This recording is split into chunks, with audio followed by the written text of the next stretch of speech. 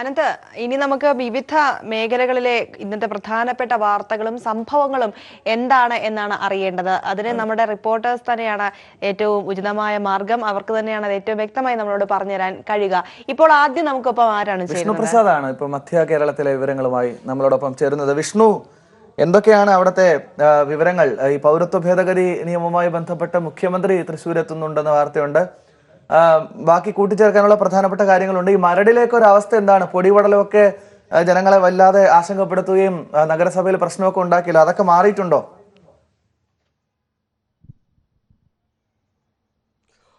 ആനന്ദ, മധ്യകേരളത്തെ സംബന്ധിച്ചിടത്തോളം ഇന്നത്തെയും വാർത്താ പ്രഭാതം ഏറെ വ്യത്യസ്തതകൾ നിറഞ്ഞതാണ്. നിരവധി വാർത്തകളുണ്ട് മധ്യകേരളത്തിൽ നിന്ന്. പ്രധാനമായും എറണാകുളം ജില്ലയിൽ ഇന്ന് മരട് തന്നെയാണ് മുഖ്യ വാർത്താ കേന്ദ്രം. കാരണം മരടിൽ 4 ഫ്ളാറ്റുകൾ പൊളിച്ചു നീക്കിയ സ്ഥലങ്ങളിൽ 2 ഫ്ളാറ്റുകൾ നിന്ന സ്ഥലങ്ങളിൽ കമ്പിയും കോൺക്രീറ്റും വേർതിരിക്കുന്ന പ്രക്രിയ ആരംഭിച്ചിട്ടുണ്ട്. H2O അതുപോലെ ജെയിൻ കോറൽകോവ് എന്നീ 2 വലിയ ഫ്ളാറ്റുകൾ നിന്നിരുന്ന സ്ഥലത്തെ കോൺക്രീറ്റ് മാലിന്യങ്ങളിൽ നിന്നാണ് കമ്പികൾ വേർതിരിക്കുന്നത്. ഇവിടെ എഡിഫൈസ് എന്ന് പറയുന്ന ഒരു കമ്പനിയായിരുന്നു സ്ഫോടനം നടത്തിയത്. അവർ തന്നെയാണ് ഈ കമ്പികൾ എടുക്കാൻ അർഹതയുള്ളവരും അവർക്ക് അവകാശപ്പെട്ടാണ്. അതുകൊണ്ട് തന്നെ ചെന്നൈയിൽ നിന്നുള്ള അവരുടെ ജീവനക്കാരെത്തിയാണ് ഇപ്പോൾ കമ്പി ഗ്യാസ് കട്ടർ ഉപയോഗിച്ച് കോൺക്രീറ്റ് മാലിന്യങ്ങളിൽ നിന്ന് വേർതിരിച്ചുകൊണ്ടിരിക്കുന്നത്. ആ പ്രക്രിയ നടക്കുന്നതിനൊപ്പം തന്നെ സമീപ പ്രദേശങ്ങളിലെല്ലാം തന്നെ പൊടിശല്യം രൂക്ഷമാവുകയാണ്.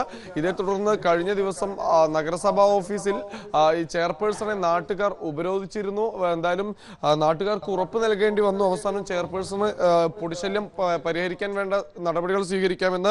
കൂടാതെ ഇന്നിപ്പോൾ തൃശ്ശൂരിൽ ഈ ഒരു പൗരത്വ ഭേദഗതി ബില്ലിനെതിരെ വിദ്യാർത്ഥി കോർണറിൽ മുഖ്യമന്ത്രി പിണറായി വിജയൻ ഒരു ഭരണഘടനാ സംരക്ഷണ സംഗമം ഉദ്ഘാടനം ചെയ്യുന്നുണ്ട്. CPI സംസ്ഥാന സെക്രട്ടറി കാനം രാജേന്ദ്രൻ ചടങ്ങിൽ പങ്കെടുക്കുന്നുണ്ട്. നമുക്കറിയാം, രാജ്യവ്യാപകമായി നടക്കുന്ന പ്രതിഷേധങ്ങളുടെ ഒരു അല തന്നെയാണ് തൃശ്ശൂരിലും നമുക്ക് ഉയർന്നു കാണാൻ കഴിയുന്നത്. കൂടാതെ മകരവിളക്കിന് വേണ്ടിയുള്ള ഒരുക്കങ്ങൾ നടക്കുകയാണ് ഇടുക്കി ജില്ലയിൽ.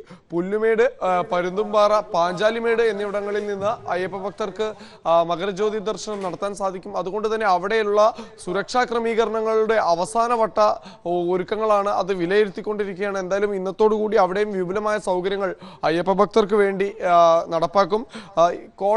കോട്ടയം ജില്ലയിലേക്ക് വരികയാണെങ്കിൽ അവിടെ ഇന്ന് ലൈഫ് മിഷൻ പദ്ധതിയുടെ ഭാഗമായുള്ള കുടുംബസംഗമം നടക്കുന്നുണ്ട്. വൈക്കത്തും വാഴൂരിലും മന്ത്രിമാരായ MM മണിയും P തിലോത്തമനും പങ്കെടുക്കുന്നുണ്ട്. പിന്നെ ജോസ് കെ മാണി വിഭാഗത്തിന്റെ നേതൃയോഗം നടക്കുന്നുണ്ട് ഇന്ന് ചരൽക്കുന്നിൽ വെച്ച്. ഈ ജോസ് കെ മാണി വിഭാഗത്തിന്റെ നേതൃയോഗത്തിലെ മുഖ്യ അജണ്ട എന്ന് പറയുന്നത് ഈ കുട്ടനാട് ഉപതെരഞ്ഞെടുപ്പുമായി ബന്ധപ്പെട്ടുകൊണ്ടുള്ള ആ ഒരു സീറ്റിന്റെ കാര്യത്തിലുള്ള വിഭജനമാണ്. PJ ജോസഫ് പക്ഷത്തെ മറികടന്നുകൊണ്ട് കുട്ടനാട് ജോസ് കെ മാണി ഉറപ്പിക്കാനുള്ള ഒരു അന്തിമഘട്ട നീക്കം കൂടിയാണ് ഇത്തരത്തിൽ നടക്കുന്നത്. എന്തായാലും ഇന്ന് മധ്യകേരളത്തെ സംബന്ധിച്ചിടത്തോളം വലിയ രീതിയിലുള്ള ഒരു വാർത്താ പ്രഭാതം തന്നെയാണ്. കൂടാതെ കൃതി പുസ്തകോത്സവത്തിന്റെ 3ാം പതിപ്പ് സഹകരണ വകുപ്പ് മന്ത്രി കടകംപള്ളി സുരേന്ദ്രൻ ഇന്ന് അതിന്റെ യോഗം വിളിച്ചു ചേർത്തിട്ടുണ്ട്. 3ാം വട്ടവും കൃതിക്ക് എറണാകുളത്ത് തിരിതെളിയാൻ പോവുകയാണ്. എന്തായാലും ഇങ്ങനെയാണ് മധ്യകേരളത്തിൽ ഇന്നത്തെ ഒരു വാർത്താ പ്രഭാതം ആരംഭിക്കുന്നത്. വരും മണിക്കൂറുകളിൽ സുപ്രധാനമായ നിരവധി വാർത്തകൾ ഉണ്ടാകും. തീർച്ചയായും ഒരുപാട് വിശേഷങ്ങൾ നമുക്ക് പ്രേക്ഷകരുമായി പങ്കുവെക്കാൻ കഴിയും. ആനന്ദ്, ശരി, വിഷ്ണുവാണ്. അപ്പോൾ മധ്യം കേരളത്തിലെ പ്രധാനപ്പെട്ട വിഷയങ്ങളൊക്കെ ഇന്ന് നടക്കാനുള്ളതാണ് വിഷ്ണുവിന്. ആനന്ദ്, ഇനി നമുക്ക് മലബാറിലേക്ക് പോകാം. മലബാറിൽ നിന്നും നമുക്കൊപ്പം ചേരുന്നത് സണ്ണി ജോസഫാണ്. മലബാർ മേഖലയിലെ കാര്യങ്ങൾ പറയാനായിട്ട് സണ്ണിയിലേക്ക് എത്തുകയാണ്. സണ്ണി, എന്താണ് മലബാർ മേഖലയിൽ ഇന്ന് പ്രധാനമായിട്ടും നടക്കുന്ന കാര്യങ്ങൾ? ഒരു മലബാറിനെ സംബന്ധിച്ചിടത്തോളം പുക്കാസയുടെ ഒരു പ്രധാനപ്പെട്ട പരിപാടി ഇന്നുണ്ട്. ഒപ്പം തന്നെ നമുക്ക് മനസ്സിലാക്കാൻ കഴിയുന്നത് ജയിൽ അധികൃതർക്കായി ഒരു പെട്രോൾ പമ്പ് തന്നെ തുടങ്ങാൻ പോകുന്നു. ഈ പദ്ധതി നേരത്തെ മുതൽ തന്നെ ഉണ്ടായിരുന്നു ആലോചനയിൽ. ഇപ്പോൾ അത് കാസർഗോഡ് ജില്ലയിൽ നടപ്പാക്കാൻ പോകുന്നു എന്ന വിവരമാണ് അറിയുന്നത്. ജയിൽ അന്തേവാസികൾക്കായി ഒരു പെട്രോൾ പമ്പ് അവരുടെ തൊഴിലുമായി ബന്ധപ്പെട്ട കാര്യങ്ങൾക്കായി ആണ് ഇത് ചെയ്യുന്നതെന്ന് മനസ്സിലാകുന്നു. എന്താണ് ഇതുമായിട്ടൊക്കെ ബന്ധപ്പെട്ട കൂടുതൽ വിശദാംശങ്ങൾ? ഇന്ന് പ്രധാനമായിട്ട് സാംസ്കാരിക രംഗത്താണ് സജീവമായ വാർത്ത പ്രാധാന്യം ലഭിക്കാൻ പോകുന്നത്. അത് മലബാർ ജില്ലകളിൽ, പ്രത്യേകിച്ച് പാലക്കാട് മുതൽ കാസർഗോഡ് വരെ വരുന്ന ജില്ലകളിൽ ഏറ്റവും പ്രാധാന്യം മലപ്പുറം ജില്ലയ്ക്കാണ്. മലപ്പുറത്ത് ഇന്ന് പുരോഗമന കലാസാഹിത്യ സംഘത്തിൻ്റെ 12ാമത് സംസ്ഥാന സമ്മേളനത്തിന് തുടക്കം കുറിക്കുകയാണ്. മലപ്പുറത്തിൻ്റെ സാംസ്കാരിക ഭൂമിക എന്ന് വിശേഷിപ്പിക്കാവുന്ന പൊന്നാനിയിലാണ് സമ്മേളനം നടക്കുന്നത്. ഇടശ്ശേരിയുടെ പേരിലുള്ള, മഹാകവി ഇടശ്ശേരിയുടെ പേരിലുള്ള നഗറിൽ ഇന്ന് രാവിലെ 10 മണിക്ക് വിഖ്യാത സിനിമാ സംവിധായകനായിട്ടുള്ള അടൂർ ഗോപാലകൃഷ്ണനാണ് ഈ 3 ദിവസം ദിവസങ്ങളിലായി നടക്കുന്ന പുരോഗമന കലാ സാഹിത്യ സംഘത്തിൻ്റെ സമ്മേളനം ഉദ്ഘാടനം ചെയ്യുന്നത്. നമുക്കറിയാം, പുരോഗമന കലാ സാഹിത്യ സംഘം സാംസ്കാരിക രംഗത്തെ കേരളത്തിലെ ഏറ്റവും വലിയൊരു പുരോഗമന എഴുത്തുകാരുടെയും വായനക്കാരുടെയും ഒക്കെ ഉൾപ്പെടെയുള്ള സാംസ്കാരിക പ്രവർത്തനങ്ങളുടെ വലിയ കൂട്ടായ്മയാണ്. ഈ കൂട്ടായ്മ സാമൂഹ്യ തിന്മകൾക്കെതിരായി, പ്രത്യേകിച്ച് വർഗീയതയ്ക്കെതിരായുള്ള ആ സംഘടനയുടെ ശക്തമായ നിലപാടുകളെല്ലാം നമുക്കറിയാം. പ്രത്യേകിച്ച് ഇപ്പോഴത്തെ പൗരത്വ ഭേദഗതി നിയമ ഭേദഗതി നടന്നിട്ടുള്ള ഈ സാഹചര്യത്തിൽ ഈ സമ്മേളനത്തിന് വളരെയേറെ പ്രസക്തിയുണ്ട്. തീർച്ചയായിട്ടും നല്ല വാർത്തകൾ നമുക്ക് ഈ സമ്മേളനത്തിൽ നിന്ന് തീർച്ചയായിട്ടും ലഭിക്കും. വനിതാ സമ്മേളനം, അതുപോലെ വൈകുന്നേരങ്ങളിൽ ചേരുന്ന വിവിധ സാംസ്കാരിക സമ്മേളനങ്ങൾ വിവിധ വിഷയങ്ങളിലാണ് നടക്കുന്നത്. പ്രമുഖരായ എഴുത്തുകാരെല്ലാം പങ്കെടുക്കുന്നുണ്ട്. ഇന്നത്തെ ഉദ്ഘാടന സമ്മേളനത്തിൽ മന്ത്രി KT ജലീൽ തന്നെ പങ്കെടുക്കുന്നുണ്ട്. അദ്ദേഹം മലപ്പുറം ജില്ലക്കാരൻ കൂടിയാണ്. മലപ്പുറത്ത് നിന്നുള്ള സ്പീക്കർ ശ്രീരാമകൃഷ്ണൻ, അതുപോലെ P രാജീവ്, MN കാരശ്ശേരി, കവി പ്രഭാവർമ്മ, അതുപോലെ ഡോക്ടർ സുനിൽ P ഇളയിടം എന്നിവരുൾപ്പെടെയുള്ള പ്രശസ്തരായ വ്യക്തികളെല്ലാം ഈ സമ്മേളനങ്ങളിൽ വിവിധ ദിവസങ്ങളിലായി പങ്കെടുക്കുന്നുണ്ട്. അതുപോലെ അശോകൻ ചെരുവിലും അതുപോലെ വൈശാഖന് നേതൃത്വം നൽകുന്ന പുരോഗമന കലാ സാഹിത്യ സംഘത്തിൻ്റെ പുതിയ സംസ്ഥാന കമ്മിറ്റിയെയും അതുപോലെ പുതിയ സംസ്ഥാന ഭാരവാഹികളെല്ലാം ഈ സമ്മേളനം തുടർന്ന് തിരഞ്ഞെടുക്കും. വിവിധ ജില്ലകളിൽ നിന്ന് തിരഞ്ഞെടുക്കപ്പെട്ട പ്രതിനിധികളാണ് ഇന്ന് ഈ സമ്മേളനത്തിൽ പങ്കെടുക്കുന്നത്. മറ്റൊരു പ്രധാനപ്പെട്ട കാര്യം മമ്പാട് MES കോളേജിലാണ്. ഇവിടെ നടക്കുന്ന ഒരു ഇൻ്റർനാഷണൽ സെമിനാറിൽ മാൻ ബുക്കർ പ്രൈസ് വിന്നറായിട്ടുള്ള ഒമാനിൽ നിന്നുള്ള ജോക്ക അൽഹാർത്തി പങ്കെടുക്കുന്നു എന്നുള്ളത് വളരെ ശ്രദ്ധേയമാണ്. അവർ ഒമാനിൽ നിന്ന് ഇംഗ്ലീഷ് വിദ്യാഭ്യാസം നേടി ആദ്യമായി ഇംഗ്ലീഷിൽ പുസ്തകങ്ങൾ ട്രാൻസ്ലേറ്റ് ചെയ്യുകയും എഴുതുകയും ചെയ്തിട്ടുള്ള ഒമാനിയൻ വനിതയാണ്. അവരുടെ ആദ്യത്തെ സന്ദർശനമാണ് ഇന്ത്യയിലുള്ളത്. സണ്ണി ജോസഫാണ് മലബാറിലെ വിശേഷങ്ങൾ നൽകിയത്. കാസർഗോഡ് ഇന്ന് ഈ എഴുത്തും കലാസാഹിത്യ സംഘത്തിന്റെ പ്രവർത്തനങ്ങളുമായി ബന്ധപ്പെട്ട വാർത്തകളാണ് കൂടുതൽ പുസ്തകവും അങ്ങനെയൊക്കെയാണ്. എന്തായാലും വരുന്ന ന്യൂസ് ബുള്ളറ്റിനുകളിൽ അതിന്റെ കൂടുതൽ വിശദാംശങ്ങൾ കേൾക്കാമെന്ന് തോന്നുന്നു. ഇപ്പോൾ ലെസ്ലി കൂടി നമ്മളോടൊപ്പം ചേരുന്നുണ്ട്. നമ്മൾ നേരത്തെ സൂചിപ്പിച്ച പോലെ മകരജ്യോതി നാളെയാണ്. ഈ പമ്പ സദ്യയും പമ്പ വിളക്കും ഒക്കെ ഇന്നാണ്. ലെസ്ലി, എന്താണ് ശബരിമലയിലെ വിശേഷങ്ങൾ? തിരക്ക് എത്രമാത്രമുണ്ട്? ഒരുക്കങ്ങളൊക്കെ എങ്ങനെയാണ്? പുതിയ വിവരങ്ങളും വിശേഷങ്ങളും. ആനന്ദ്, തെക്കൻ ജില്ലയിലെ ഏറ്റവും പ്രധാനമായ വിശേഷം ശബരിമല തന്നെയാണ്. ശബരിമലയിൽ ഇന്ന്, അതായത് നാളെ മകരജ്യോതി ദർശിക്കാനിരിക്കെ ഇന്ന് അഭൂതപൂർവമായ തീർത്ഥാടക തിരക്ക് തന്നെയാണ് സന്നിധാനത്തും പമ്പയിലും ഒപ്പം തന്നെ നിലയ്ക്കലിലും അനുഭവപ്പെടുന്നത്. കഴിഞ്ഞ ദിവസം രാത്രി തന്നെ ഈ തിരക്ക് വർദ്ധിക്കുന്ന സാഹചര്യമുണ്ടായി. ഇന്ന് ഏറ്റവും വലിയ പ്രത്യേകത, ഇന്ന് തീർത്ഥാടനത്തിന് എത്തുന്ന ആരും തന്നെ മടങ്ങിപ്പോകില്ല എന്നുള്ളതാണ്. അതുകൊണ്ട് തന്നെ ഭക്തിസാന്ദ്രമായ സന്നിധാനത്ത് വലിയ ഒരു ആൾത്തിരക്ക് ഇന്നുണ്ടാകും.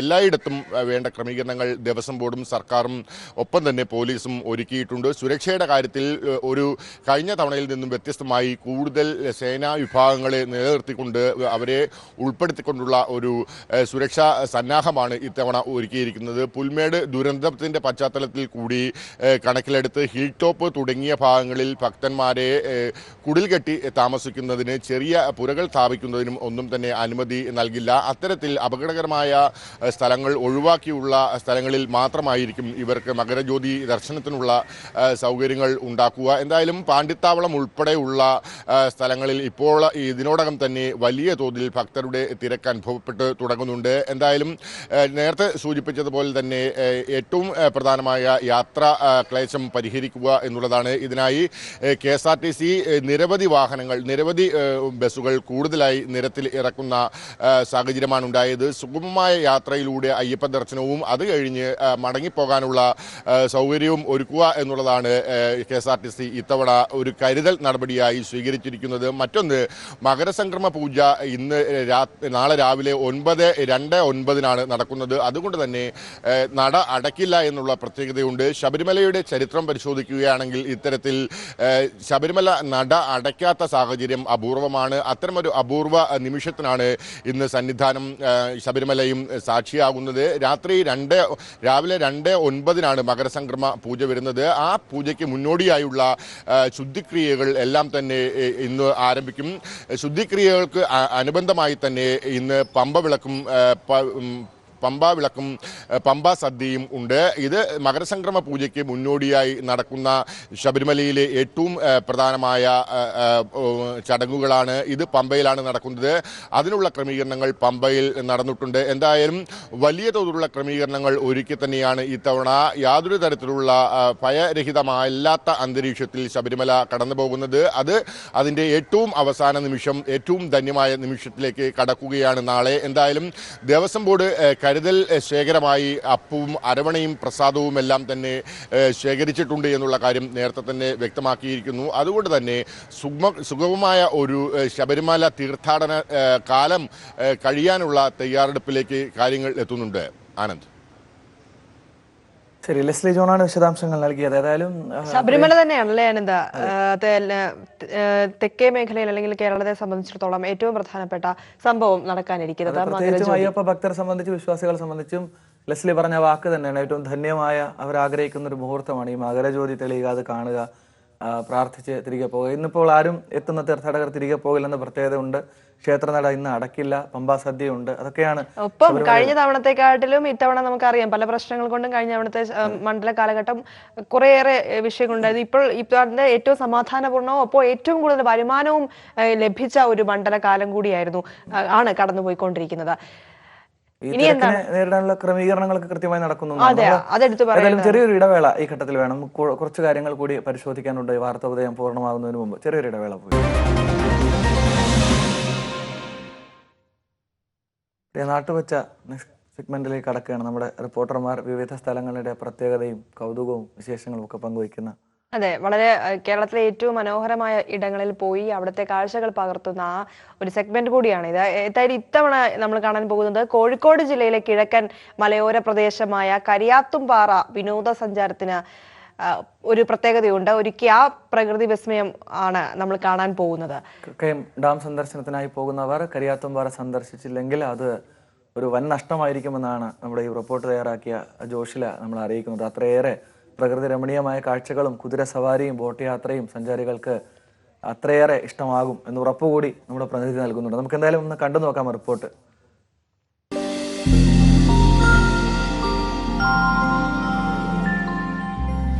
ശുദ്ധവായുവും ശുദ്ധജലവും ഒക്കെയുള്ള പച്ചത്തുരുത്തുകളാണ് കോഴിക്കോടിന്റെ കിഴക്കൻ മലനിരകൾ.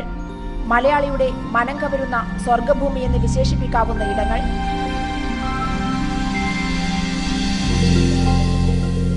കോഴിക്കോടിന്റെ കിഴക്കൻ മലനിരകളിലെ ടൂറിസം കേന്ദ്രങ്ങളിൽ കക്കയവും പെരുവണ്ണാമൊഴിയും ഒഴിച്ചുകൂടാനാവാത്തതാണ്.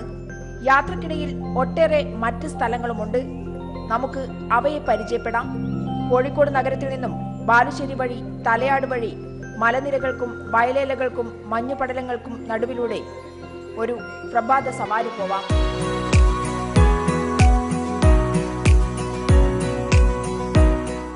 കോഴിക്കോടിന്റെ കിഴക്കൻ മലയോര മേഖലയായ തികച്ചും ഗ്രാമീണ മേഖലയായ കരിയാത്തുംപാറ ഏത് സഞ്ചാരികളെയും ആകർഷിക്കും. സഞ്ചാരം മനസുഖത്തിനും മനസമാധാനത്തിനുമുള്ള ഒരു സ്ഥലം ആണല്ലോ. കരിയാത്തുംപാറയിൽ എത്തിപ്പെട്ടാൽ തന്നെ വലിയൊരു മനസുഖമാണ് ലഭിക്കുക.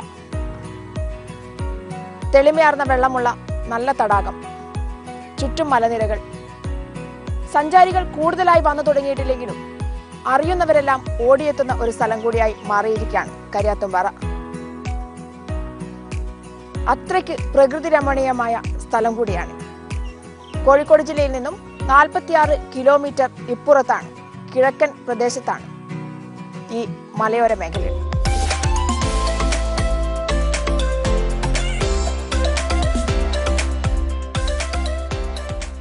ഗോത്രവർഗക്കാരുടെ ദൈവമായ കരിയാത്തനെ പൂജിച്ചിരുന്ന പാറ എന്ന രീതിയിലും കരിയാത്തൻ പാറ അറിയപ്പെടുന്നുണ്ട്.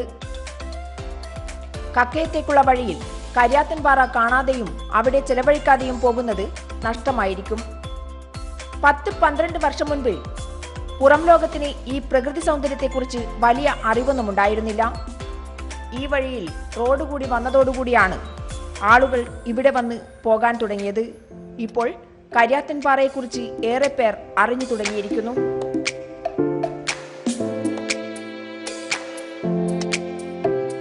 പുൽമേടുകൾ, അവിടെ മേഞ്ഞു നടക്കുന്ന കന്നുകാലികൾ, അതുപോലെ തന്നെ ഒരുപാട് മരക്കൂട്ടങ്ങൾ, നല്ല തെളിമയാർന്ന ജലം.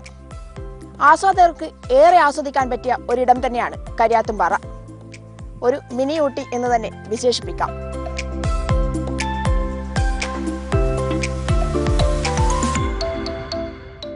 സിനിമാ ചിത്രീകരണത്തിനും കല്യാണ ആൽബ ചിത്രീകരണങ്ങൾക്കുമായി ആളുകളുടെ വൻ തിരക്കാണിന്ന്. നീലാകാശത്തിന് കീഴെ ചുറ്റും മലനിരകൾ, തടാകങ്ങൾ, മനസ്സ് നിറയ്ക്കുന്നതാണ് കരിയാത്തിൻപാറയിലെ പ്രകൃതി സൗന്ദര്യം.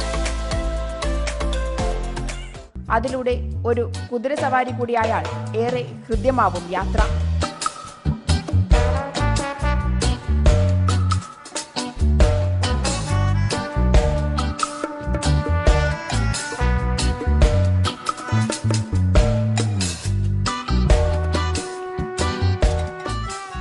സഞ്ചാരികളെ ഏറ്റവും അധികം ഹരം കൊള്ളിക്കുന്ന ഒരു കുതിരസവാരി കൂടിയായിരിക്കും ഈ കരിയാത്തുംപാറയിലെ കുതിരസവാരി.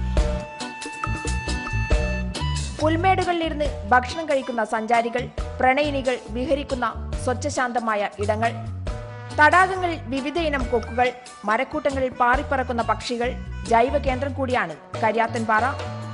കുഞ്ഞുങ്ങൾക്കും കുടുംബത്തിനും ചെലവഴിക്കാൻ പറ്റിയ ഇടം. അടിപൊളി, ഞാൻ വിചാരിച്ചതിനെക്കാട്ടി അടിപൊളിയായിട്ടുള്ള സീനറിയും കാര്യങ്ങളൊക്കെ തന്നെ. വളരെ ഒരു പ്രകൃതിയോട് ഇണങ്ങിയ ഒരു സ്ഥലമായിട്ട് തോന്നി. നല്ല പുഴ അങ്ങനെയൊക്കെ ഇഷ്ടപ്പെട്ടു. വിചാരിച്ചു വെറുതെ വെള്ളച്ചാട്ടം മാത്രമല്ലെന്ന് വിചാരിച്ചു, പക്ഷെ നിറയെ മലയും കാടും ഒക്കെ കാണുമ്പോൾ നല്ല രസമുണ്ടായിരുന്നു. പുൽമേടുകളിലിരുന്ന് ഭക്ഷണം കഴിക്കാം, തെളിവാർന്ന പുഴയിൽ കുട്ടികൾക്കൊപ്പം ഉല്ലസിക്കാം. കരിയാത്തുംപാറയിലെ ഏറ്റവും മനോഹരമായ സ്ഥലമാണിത്.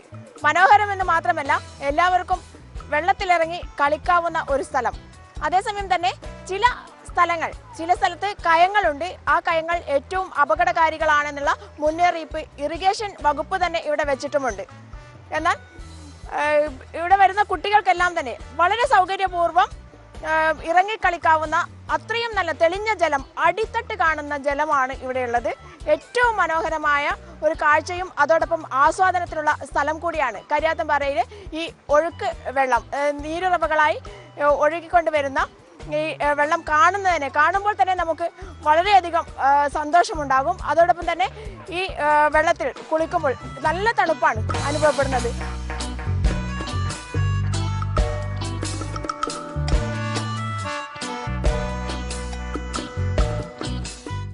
കരിയാത്തിൻപാറയിൽ നിന്നും 5 കിലോമീറ്റർ മാത്രമാണ് കുറ്റ്യാടി ഡാമിലേക്കുള്ളത്. കക്കയത്തേക്ക് 17 കിലോമീറ്ററും.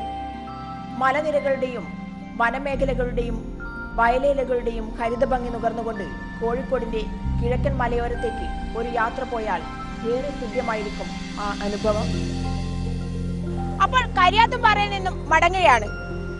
ടൂറിസം വകുപ്പും ജലസേചന വകുപ്പും വൻ പദ്ധതികളാണ് ഈ ടൂറിസം മേഖലയ്ക്ക് വേണ്ടി ആവിഷ്കരിച്ചിരിക്കുന്നത്. എന്തായാലും സ്വപ്ന സഞ്ചാരികൾ ഇനിയും ഇവിടേക്ക് ഒരുപാട് എത്തും എന്ന് തന്നെയാണ് പ്രതീക്ഷിക്കുന്നത്. അത്രയ്ക്ക് വന്നവർക്കൊന്നും തിരിച്ചു പോകാൻ തോന്നാത്തത്രയുള്ള ഇടം കൂടിയാണ് കരിയാത്തുംപാറ. കരിയാത്തുംപാറയിൽ നിന്നും ക്യാമറമാൻ ഫിറോഷ് കൂട്ടാലിയുടേക്കും സഹായി ജിഷ്ണുവിനുമൊപ്പം PV ജോഷില. PV ജോഷില തയ്യാറാക്കിയ റിപ്പോർട്ടാണ് നമ്മൾ കണ്ടത്. ഏതായാലും കക്കയം കരിയാത്തുംപാറ അത്രയും ഉൾനാടൻ പ്രദേശമാണ്. ടൂറിസം വികസനമൊക്കെ വരുമ്പോൾ നഷ്ടപ്പെടാൻ പാടില്ലാത്ത സ്വാഭാവിക ഭംഗിയുള്ള നല്ല കണ്ണീർ വെള്ളമുള്ള, ജോഷില പറയുമ്പോൾ അടിത്തട്ട് കാണാൻ വെള്ളം, അത്രയും ശാന്തമായ മനോഹരമായ ഒരു സ്ഥലം. കുതിരസവാരിയൊക്കെ നടത്തി PV ജോഷില എന്തായാലും തകർത്തു.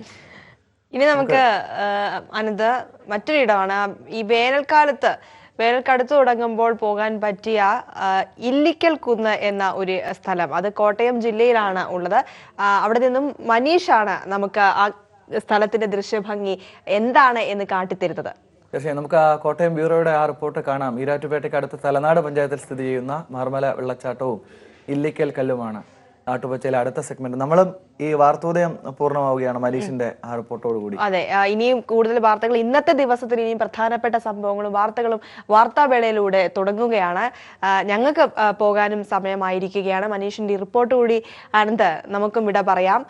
ഇനിയുള്ള ദിവസങ്ങളിലും ഇതുപോലെ വാർത്താോദയത്തിലൂടെ നമുക്ക് ഒരുമിച്ച് കൂടുതൽ വിശേഷങ്ങളും കൗതുക കാഴ്ചകളും ഒക്കെ ആയിട്ട് എത്താം എന്ന് തന്നെ പ്രതീക്ഷിക്കുന്നു.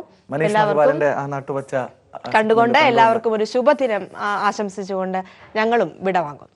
സോഷ്യൽ മീഡിയയിലെ ട്രാവൽ ഗ്രൂപ്പുകളിലൂടെ വൈറലായ കോട്ടയം ജില്ലയുടെ കൊടുമുടിയായ ഇല്ലിക്കക്കല്ലിലേക്കാണ് നാട്ടുപച്ച തേടിയുള്ള നമ്മുടെ ഇന്നത്തെ യാത്ര.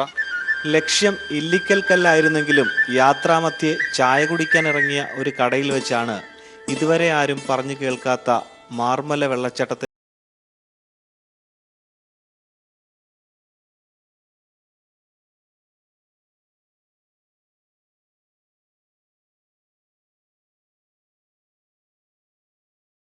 ഞങ്ങളും ഇവിടെ ഫസ്റ്റ് ടൈമാണ് വരുന്നത്.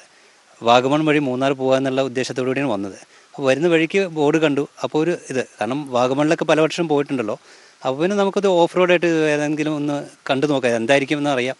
നോക്കിയപ്പോൾ ഇങ്ങോട്ട് വരുന്ന റോഡുകൾ കൊള്ളാം, പുതുതായിട്ടൊക്കെ ടാർ ചെയ്തിട്ട് അധികം വന്ന് വാഹനങ്ങൾ കയറി വന്ന് ഡാമേജ് ഒന്നും ആവാത്ത റോഡ്. അപ്പോൾ എന്തായാലും അവസാനം വരെ പോകാമെന്നുള്ള വന്നു. ഇവിടെ വന്ന് നോക്കിയപ്പോഴത്തേനും റോഡ് അവിടെ അവസാനിച്ചെങ്കിലും അവിടെ നിന്ന് ഒരു വ്യക്തി പറഞ്ഞു അങ്ങോട്ട് പോകാം, നല്ല തണുപ്പും നല്ല സ്പേസ് തന്നെയാണ്, നിങ്ങൾക്ക് പോയി നോക്കാം എന്ന് പറഞ്ഞപ്പോൾ ശരി, എന്ത് തന്നെയാണ് പോയി നോക്കാം. വെറും അവിടെ നിന്ന് ഇനി ഒരു 400 മീറ്റർ കൊണ്ട്. അപ്പോൾ ഇത്രയും നല്ല റോഡിലൂടെ വന്നിട്ട് ഒരു 400 മീറ്റർ ഇത്തിരി പൊട്ടിപ്പൊളിഞ്ഞ റോഡാണെങ്കിൽ നടന്നേക്കുക എന്ന് പറഞ്ഞു. വന്ന് നോക്കിയപ്പോഴാണ് സത്യത്തിൽ വളരെ മനോഹരമായ ദൃശ്യം തന്നെയാണ് ഇവിടെ കാണാൻ പറ്റിയത്. ആദ്യമായിട്ടാണ് വരുന്നത്. ഇവിടെ നല്ല പ്ലേസ്, ഇവിടെ നല്ല ഗ്രീനറി ഉണ്ട്, നല്ല കാറ്റൊക്കെ ഉണ്ട്, നല്ല തണൽ, ഇവിടെ ഈ വാട്ടറൊക്കെയാണ് നല്ല ക്ലിയർ ആണ്, വളരെ നല്ല ഒരു പ്ലേസാണ്.